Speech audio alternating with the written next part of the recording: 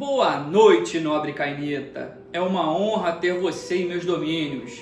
Eu sou o Rodrigo Marajá e esse é o Alpha RPG, canal focado em Vampiro, a Idade das Trevas, primeira edição.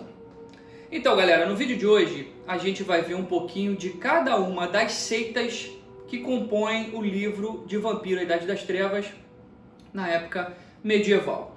Vocês vão perceber, galera, que os vampiros nessa época eles se organizavam de maneira um pouco diferente.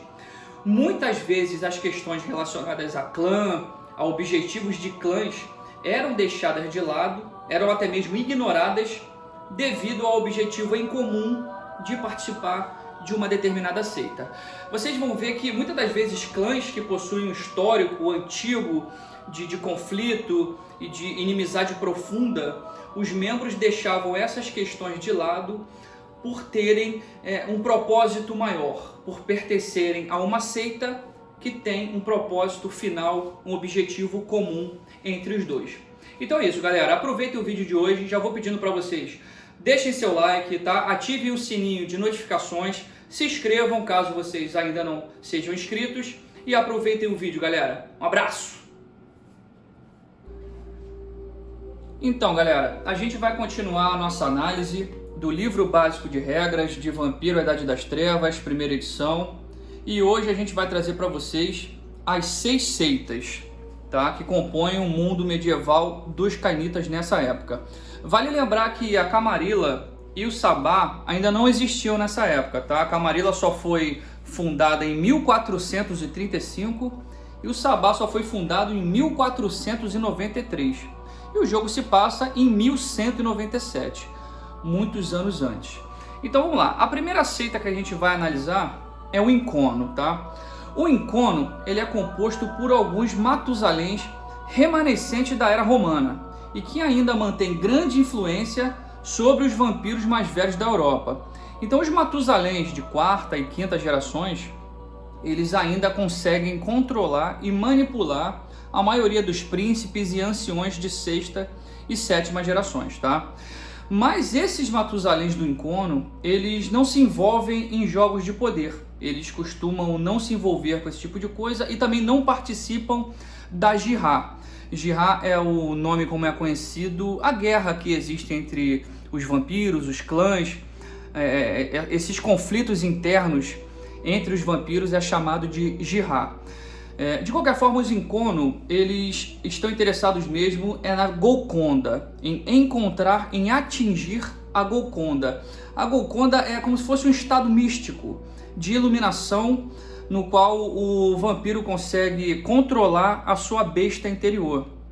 E dizem até que ao atingir a Golconda, né, esse estado de Golconda, o vampiro não precisa nem mais se alimentar de sangue, de tão iluminado que ele consegue ficar. O Incono é uma seita extremamente secreta, mas conta-se que existe o Conselho dos 12, que são os 12 membros mais experientes do secto, como por exemplo, um dos vampiros conhecidos desse Conselho dos 12 tem Creteus. Creteus é um Ventru de quinta geração, cria de Mitras, famoso Mitras. Um outro vampiro conhecido também que pertence ao Conselho dos 12 é Danica Ruthven, uma Tizimice de sexta geração. Não sei se vocês lembram, galera, se vocês já ouviram falar da família Ruthven.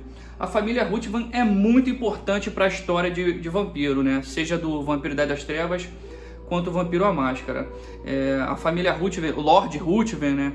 Damek Ruthven, o próprio Lambak Ruthven. Esse Lambak Ruthven, então, ele é bem famoso, né? Ele fez parte do ritual lá junto ao Kupala, né? Que rompeu os laços de sangue com os voivodes e acabou influenciando de certa forma a revolta anarquista que veio acontecer alguns anos depois, né? Esse mesmo Lambak Ruthven, dizem que ele na verdade é cria do antediluviano Tizimice, mas há controvérsias nessa informação. De qualquer forma, o Lambak, ele foi o cara que guiou o Lugosi até onde estava dormindo o antediluviano Tizimice, o Meket, né? E acabou que o Lugosi cometeu o Diablerie no antediluviano. Alguns livros trazem a informação de que foi ao contrário. Quando Lugogia foi estacar e diablerizar o antediluviano, na verdade foi o antediluviano Tizimisce que consumiu Lugogia. Isso aconteceu em 1413. Foi um pouquinho depois da época que o jogo se passa, né? Mas é uma informação bem relevante e bem legal. O Lambach Ruthven também ele se tornou muito famoso porque ele foi o cara que transformou o famoso Vlad Tepes, né? O Drácula, o Empalador, em vampiro. E isso aconteceu também bem mais à frente, em 1495. E foi mais um feito do famoso Lambach Ruthven. O próprio Vlad, tempos depois, se tornou um monitor da seita Incono. Outro monitor do Incono bem famoso é Malteias. Malteias é um Ventru de 5ª geração, cria de Vedarta. Vedarta, que é o Ventru que foi criado diretamente do antediluviano Ventru. Vedarta criou Mitras e criou Malteias. E Mitras também, vocês sabem que tempos depois se tornou o príncipe de Londres. E é outro Ventru também, pica das galáxias. Pô, essa galera só tem galera barra pesada em Dark Ages, é legal demais. E o próprio Mitras, que tempos depois vem a ser senhor de Creteus, que a gente falou no início que Creteus é um membro do Conselho dos 12, lá junto ao Incono. Como é que realmente acabou fazendo um círculo, na verdade, entre os poderosos Ventru ali daquela região da Europa. Muito, muito legal isso. Se vocês quiserem mais informações, tá, galera, sobre membros do Incono, eu recomendo o vídeo do Felipe Daim no canal Narrador de RPG, tá? Ele traz até como exemplo a Rebeca, que é uma outra Ventru também, de 5ª geração. E lá vocês têm informações bem relevantes sobre a Rebeca, bem interessantes, bem feitas, e também algumas informações extras do Incono, tá? Fiquem à vontade em acessar o vídeo do Felipe Daim. Então, além do Incono, uma outra seita bem conhecida são os Furiosos. Os Furiosos, na verdade, são foras da lei, são ladrões que se organizam como guildas. Guildas são grupos de vampiros que possuem interesses em comum e acabam se juntando para poder alcançarem os seus objetivos, um ajudando o outro. Muitas vezes são mercadores, também são artesãos. Eles, na verdade, os Furiosos desprezam completamente a hierarquia entre príncipes e vassalos. Eles tentam controlar a sociedade e as cidades de forma silenciosa, desprezando o poder dos príncipes vampiros. Já a seita Autarcas, eles são vampiros jovens que declaram rebelião aberta contra os anciões. Eles buscam liberdade total, pura, simples, e ignoram a existência dos príncipes. Eles não querem saber de príncipe, para eles não existe isso. Tá?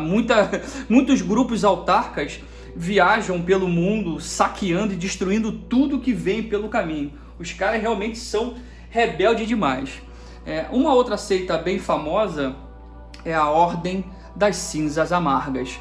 Lendas contam de um bando de cavaleiros cruzados que foram enviados à Terra Santa, mas durante a jornada, durante a viagem, eles foram abraçados por um vampiro que tinha uma marca na testa.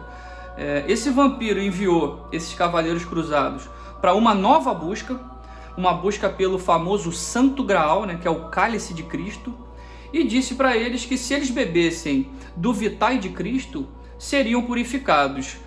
Esses cruzados conseguiram, depois de uma longa peregrinação e busca, eles conseguiram finalmente encontrar o tal Graal, beberam, e esses vampiros dizem que sofreram uma estranha mutação, ficando praticamente com um brilho fantasmagórico debaixo de seus elmos.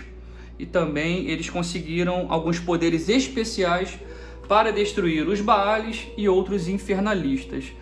Conta-se também que a Ordem das Cinzas Amargas, eles teriam formado uma estranha aliança com os Cavaleiros Templários.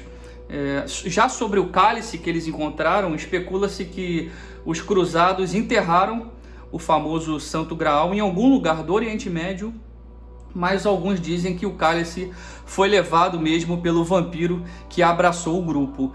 Mais informações sobre essa questão do Santo Graal, existem outros livros que a gente vai analisar mais para frente.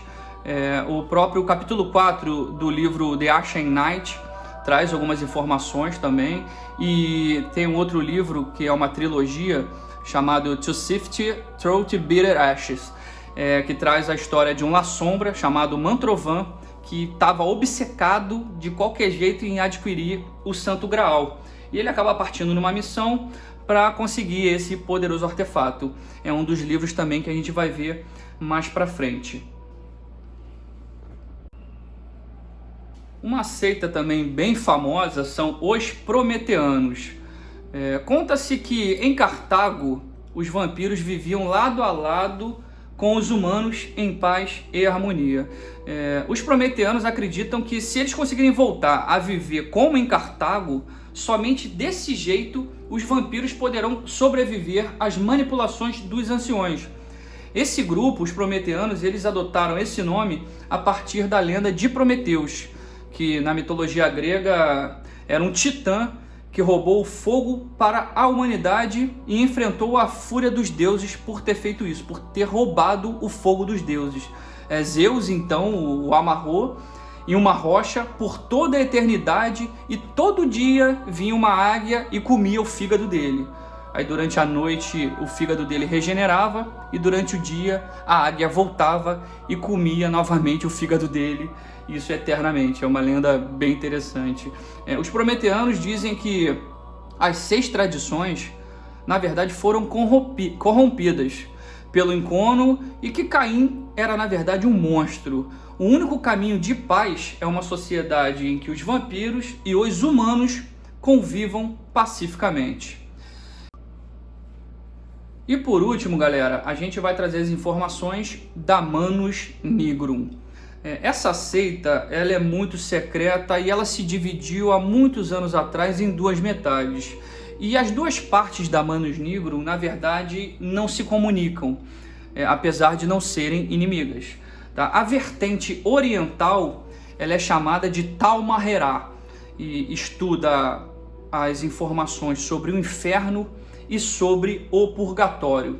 Esse nome Tal-Maherá, na verdade, ele vem de um idioma chamado Gemalish, que é a língua falada lá na primeira cidade, na época de Caim. Os estudos da Tal-Maherá, realmente, na Idade Média, são muito interessantes mesmo. Principalmente com a presença do clã Baal nessa época, né, infernalistas, invocações de demônios e outros seres sobrenaturais do inferno. Realmente a Tal-Maherá é muito interessante, essa seita.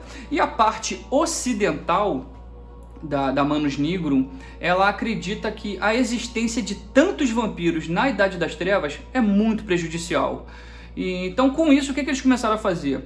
Essa parte ocidental da Manus Nigrum começou a colher informações e compilar um livro, começaram a escrever um livro. E nesse livro eles escrevem o nome de cada vampiro conhecido e a localização desse determinado vampiro.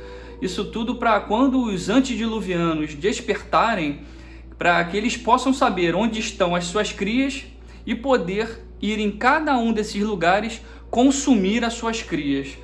De qualquer forma, enquanto isso não acontece, por várias vezes essa parte da Manus Nigrum acaba se unindo aos autarcas, que são aqueles rebeldes lá que saem matando tudo, destruindo tudo, saqueando tudo igual uns doidos. A Manus Nigrum acaba se juntando com esses caras e ajudam, de certa forma, a matar e exterminar alguns anciões, diminuindo dessa forma a quantidade de vampiros que existe no mundo. Gente, realmente as 6 seitas são muito legais. Caramba, eu sou fã desse trecho do livro. Espero que vocês tenham gostado.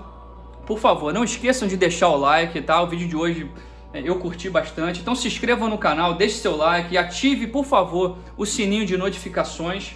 E até a próxima, galera. Por hoje é só. Um forte abraço. Fui!